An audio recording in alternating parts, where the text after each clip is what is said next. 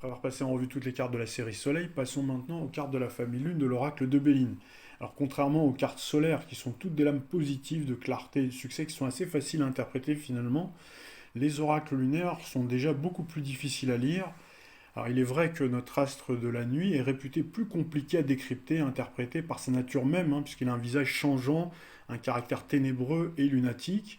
Et c'est vrai que les effets de la Lune ont plutôt tendance à alterner le bon et le moins bon. Et nous allons commencer tout de suite justement avec le moins bon et une carte qui fâche, la lame trahison. Cette carte, vous le voyez ici, porte le chiffre 11. On y voit un énorme chat bleu nuit bardé de reflets noirs avec des yeux jaunes hypnotiques qui montrent les dents. C'est vrai que le chat est un animal lunaire et même neptunien par excellence. Et par sa posture, ici, on voit son air moqueur avec des grands poils de moustache hérissés. Et vous voyez ici une de ses pattes levées qui montre les griffes. On a l'impression que ce chat défie et nargue le consultant qui découvre avec stupeur cette lame. C'est vrai qu'on n'est jamais vraiment très heureux de tirer cette lame-là. On fait un jeu divinatoire pour soi ou pour quelqu'un d'autre. Notons que la queue du chat dressée à la verticale est normalement, dans le langage animalier, pour ceux qui sont familiers avec ce langage-là, est plutôt l'indice d'une mise en confiance de celui qui s'en approche. Ça montre même que le chat est heureux et affiche une humeur amicale envers son visiteur ou son maître. Mais c'est justement là où réside tout le sens et l'essence même de la trahison, c'est-à-dire c'est la mise en confiance au préalable par une attitude d'apparente sympathie avant de vous assommer par surprise, soit en vous assénant ici un bon coup de queue qui a la forme d'un gourdin ou un bon coup de griffe. On retrouve bien dans cette attitude imprévisible de l'animal la symbolique changeante de la lune, tantôt ronde et brillante.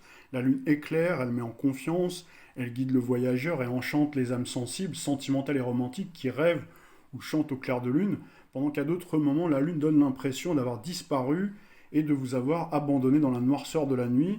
Et c'est en ce sens qu'on peut littéralement se sentir trahi, d'être laissé seul dans l'obscurité. C'est vrai que la trahison est ici un sentiment d'insécurité.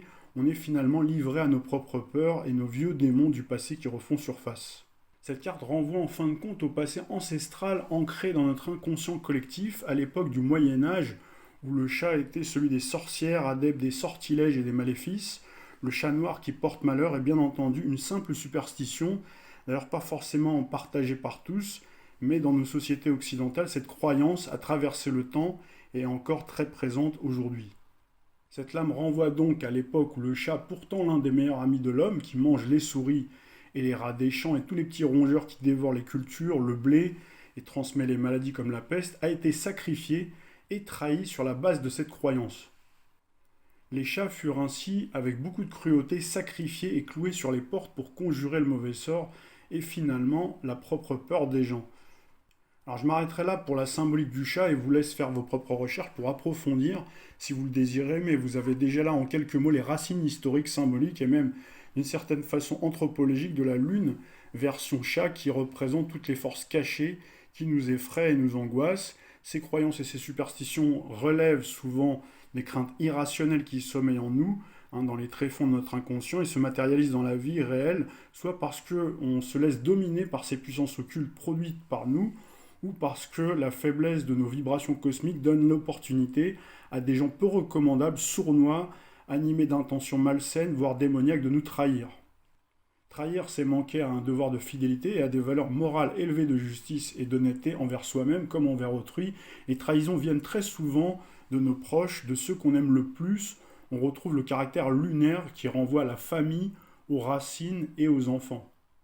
Passons maintenant à la personnification, aux traits de caractère et à l'état d'esprit. Alors ce qu'il faut bien garder en tête, c'est qu'on peut avoir bien sûr deux possibilités. Soit c'est le consultant qui est l'auteur de la trahison, soit il en est victime. Tout dépend bien entendu des lames environnantes, des autres cartes et également de la question posée et bien entendu de votre ressenti. Alors au niveau physique, il est toujours difficile de donner une description physique puisque avec cette lame-là, les apparences sont souvent trompeuses. Vous pouvez avoir une personne qui affiche une attitude bienveillante, qui a une physionomie, un physique fort agréable et même très séduisant, et qui peut à un moment donné se révéler être quelqu'un qui va vous trahir. Alors vous pouvez bien sûr avoir aussi des personnes qui portent d'emblée la marque de la trahison sur leur visage et de la méchanceté, avec un regard malveillant, un air moqueur, un air sournois. Puis vous avez également le côté beaucoup plus positif avec d'autres lames beaucoup plus qui émettent des vibrations positives, vous pouvez avoir par exemple la matérialisation, la représentation de votre chat, de votre animal de compagnie, bien entendu, avec cette lame-là.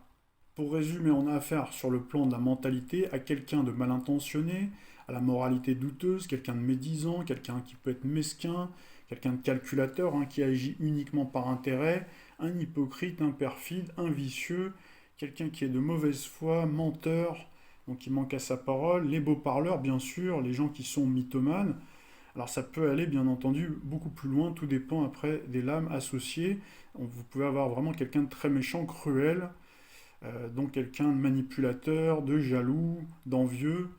Voilà un petit peu ce qu'on peut retrouver au travers de cette lame-là. Alors dans le cas où la personne est victime, on a quelqu'un qui peut afficher un air triste, un air inquiet, déprimé, un complexe d'infériorité, quelqu'un qui est fragile, qui a été fragilisé psychologiquement, qui peut enclencher une forme de cercle vicieux, et donc qui a des prédispositions à un moment donné à être régulièrement le dindon de la farce, la tête de turc et le bouc émissaire des autres.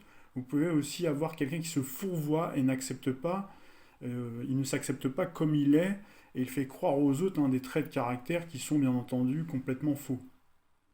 Dans l'interprétation générale, donc, on a l'imposture, on a la mauvaise surprise, on a les promesses non tenues, on a également les pièges, la duplicité, la tromperie, les mensonges, les trahisons, l'infidélité, les calomnies, les peurs irraisonnées et infondées, et entouré d'autres très mauvaises cartes, on peut être victime de mauvais sorts, de magie noire ou d'envoûtement, à moins finalement que donc elles ne viennent de vous-même et s'auto-alimentent par le cercle vicieux de la peur, des pensées négatives, de la reproduction, du cycle des échecs passés. La lune renvoie en effet à la mémoire passée. Dans le domaine sentimental, pour les personnes célibataires, c'est la spirale négative, c'est les méfiances suite à une trahison, une grosse déception sentimentale passée. On est farouche et on est fermé, on se décourage à l'approche de nouveaux prétendants. On a une liaison avec quelqu'un qui n'est pas libre, donc ça c'est quelque chose qui est tout à fait possible. Et également, vous pouvez avoir quelqu'un qui pratique la luxure, les relations libertines, consenties, entouré bien entendu d'autres lames beaucoup plus positives. Donc là, on peut avoir également la représentation du chat indépendant, mais aussi très câlin et très félin. On peut donc rencontrer quelqu'un de très affectueux et câlin, mais qui ne veut pas forcément s'engager dans la relation. Donc là, ce sont ces gestes, ces attitudes qui nous font croire à un projet qui ne se mettra jamais en place, et on a tendance à surinterpréter finalement donc les intentions, et d'où justement le sentiment de trahison. Pour les personnes déjà en couple, l'un des deux conjoints est effectivement infidèle et mène une double vie, le partenaire ne tiendra pas ses engagements, ses promesses, et donc vous vous sentez trahi. L'un des deux partenaires travestit la réalité, on vous ment, donc il y a quelque chose à cacher, il y a quelque chose qui n'est pas très clair, qui est louche, les sentiments ne sont pas partagés, la relation est basée sur des mensonges et des non-dits. Donc là, vous pouvez avoir également donc les partenaires qui ne sont pas du tout sur la même longueur d'onde. On peut également avoir une relation un peu sous forme de mirage qui va très vite laisser place à la déception et la désillusion. Et avec d'autres lames, on peut aussi avoir une relation déséquilibrée avec quelqu'un qui est jaloux maladif. Et vous pouvez également avoir un rapport de domination d'un des deux conjoints dans le couple. Le domaine professionnel maintenant, avec cette lame-là, pour les personnes qui sont sans emploi, on est marqué par un licenciement difficile d'une autre entreprise. Il ne faut pas oublier que c'est une carte lunaire, donc qui rappelle le passé. Donc les entretiens que l'on passe n'aboutiront pas. Vous avez donc des propositions qui vous sont faites, mais c'est un véritable marché de dupes. On se moque de vous. Donc là, il y a une méfiance également avant de signer un contrat ou s'engager dans une compagnie ou une affaire. Il y a également l'idée de malchance, de contretemps. Alors pour les personnes en revanche qui sont déjà en emploi, donc là vous avez l'ambiance délétère au travail, des médisances, de la calomnie, de la jalousie des collègues, des trahisons. Donc la réussite professionnelle est compromise et les forces créatives sont bloquées et annihilées par la peur et la superstition. Donc là il y a des coups tordus, des manigances qui pleuvent. Alors les secteurs d'activité donc, qui sont liés à cette carte-là, vous avez bien entendu toutes les activités illégales ou en marge de la légalité, le vol, le recel, l'abus de biens, l'escroquerie, les ventes de substances illicites, et avec de bonnes cartes où selon le ressenti qu'on peut avoir, on peut avoir également des activités très positives en lien avec le monde animal, notamment les félins et forcément les chats, créer un refuge ou une chatterie, association de défense de la lutte contre les souffrances des animaux, etc. Si vous tirez cette lame-là maintenant pour le domaine financier, vous tirez probablement le diable par la queue, votre compte en banque est certainement à découvert, Donc vous avez également des opérations financières qui sont désastreuses, une arnaque, une escroquerie sur un achat de bien par exemple, un bien immobilier, des conflits d'intérêts et de la malversation. Donc là, on peut se faire avoir dans toutes les affaires que l'on entreprend et l'argent prêté ne sera jamais rendu. Finissons maintenant par le domaine de la santé. Alors, on n'est pas censé, nous, en tant que futurologue dans le droit français, d'interagir, qu'on soit médium, voyant, cartomancien, on n'est pas censé interagir dans le domaine de la santé du consultant. Néanmoins, je vous donne quand même les interprétations si vous faites le tirage pour vous, puisque la santé fait quand même partie de la vie. Donc là, il peut s'agir d'une maladie latente et sournoise. Vous avez le corps de la personne qui vous trahit. Le sujet n'a pas une vie saine. Donc vous pouvez avoir également des troubles psychiques qui remontent à l'enfance et qui peuvent être liés à la maman, en tout cas à la famille. Vous avez également le corps médical qui fait un diagnostic qui n'est pas forcément bon et les thérapies qui sont proposées peuvent vous conduire à des effets secondaires. Alors avec de bonnes cartes, votre chat peut vous aider à absorber vos énergies négatives et votre psychisme défaillant. Il participe à la restauration de votre bien-être.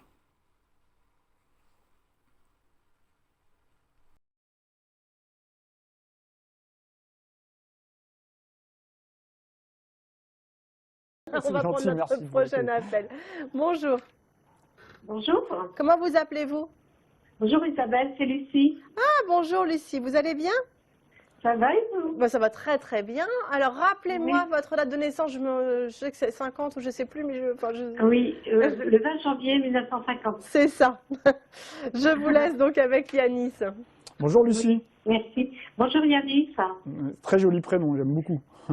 Lucie. Oui, ça rappelle une chanson, je crois, de Pascal Obispo. Voilà. Oui. Qu'on salue. Quelle était votre Alors, question? Oui, ma question c'est sentimentale. sentimentale, d'accord. Sentimentale. Je voudrais savoir si je vais faire bientôt une rencontre constructive, on va dire. Alors vous êtes marqué par il y a une séparation qui vous a marqué. Par contre, il y a bien une rencontre pour moi. Il y a bien une rencontre. Par contre, vous allez avoir, avant de faire la belle et grande rencontre, je vous vois, il y aura plusieurs possibilités en fait. Je vois que vous allez, ouais, il y aura plusieurs possibilités, comme si vous aviez quand même pas mal de succès. Je ne sais pas ce qu'il en a été ces derniers mois, mais en tout cas, là, ce qui ressort, c'est que vous aurez pas mal de succès auprès des personnes. Donc voilà. Oui, voilà. Ensuite, je vous vois avec quelqu'un, donc c'est quelqu'un qui sera très famille pour moi. Quelqu'un qui viendra, a priori, qui viendra de se séparer ou qui sera en phase pour moi de séparation. Voilà. Donc avec lequel vous pourriez être amené effectivement à construire. Vous avez sorti en plus, je vous montre à l'écran, la carte de la clé de la destinée. Donc ça veut dire que c'est un moment décisif pour vous au niveau de la rencontre. Donc une personne qui va vous permettre vraiment de reconstruire votre vie sur le plan affectif. D'accord. D'accord. On sent que ça a été un petit peu, vous avez été un peu chahuté vous ces derniers temps par les planètes. Vous êtes à la fois marqué par le Verseau, par la Balance un petit peu, et puis le Capricorne aussi, avec le carré Uranus-Pluton, donc c'est pas facile, mais là, vous rentrez dans une séquence vraiment intéressante et porteuse pour vous. Ce serait quand cette rencontre? Alors pour moi, les meilleures chances de rencontre, je dirais plus à partir du 9 novembre déjà. Vous avez une belle Vénus donc, qui intégrera, qui rentrera en Balance, donc qui sera en conjonction avec votre Mars natal. Donc Mars qui symbolise l'homme, l'homme, l'amant idéal, entre guillemets, et donc là, et en plus en harmonie avec votre Vénus natale en Verseau. Donc c'est une belle période, donc à partir au milieu de l'automne. Je dirais ça, là il faut accepter les sorties. De cette année. Oui, de cette année, de cette année. Donc là, ce que je vous donne comme période, c'est à titre indicatif. C'est à titre indicatif, voilà. Et vous en avez une autre très intéressante, c'est en début d'année prochaine, plutôt à partir de la fin janvier, début février. Voilà, pour faire vraiment la belle rencontre. Mais en tout cas, vous impatientez pas trop. La belle rencontre arrive. Et donc, comme je vous disais, avant ça, il y a quand même, vous allez avoir quelques personnes. Encore ouais, quand vous dites en fait, c'est toujours que des déceptions, quoi. Voilà. Oui, on sent là par contre que vous serez peut-être un peu plus prudente, je dirais, avant de vous lancer. Bon, c'est vrai que vous êtes quelqu'un qui avait besoin de liberté, vous. Vous êtes très marqué par le Verseau, donc il vous faut quand même quelqu'un, une personne qui respecte ça. si vous voulez, hein, dans votre relation. Donc, et là, je sens quand même que vous aurez affaire à ce type de personne-là. En plus, qu'il y aura tout le temps le petit truc pour vous surprendre, en fait. Ah, cette fois-ci dans le bon sens du terme. Voilà, Lucie, Voilà. on ne va pas pouvoir en dire plus. Mais voilà, en tout cas, des belles nouvelles pour vous. À très bientôt, Lucie. Merci pour votre appel.